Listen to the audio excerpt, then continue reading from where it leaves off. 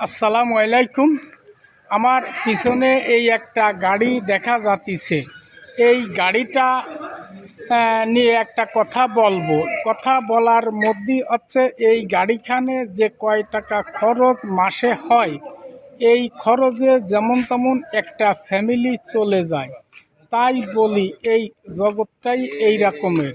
কেউ এত বিলাসিতা করে, আর এই বিলাসিতার জন্য যে টাকা খরচ হয়, এই টাকা এমন ফ্যামিলি আছে তারা 4-5টা ফ্যামিলি ভালো করে জীবনযাপন করতে পারে। তাই বলি এই যে খরচগুলো কত মানুষের এসছে, বিশাল কোটি কোটি টাকাও মাসে খরচ করে।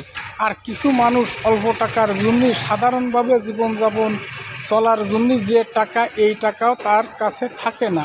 এই জন্যই এই কথাটা বললাম, কথাটা বুঝির জন্যই বললাম। কথাটা খেয়াল করতে হবে ব্যক্তিকে না। আল্লাহ হাফেজ।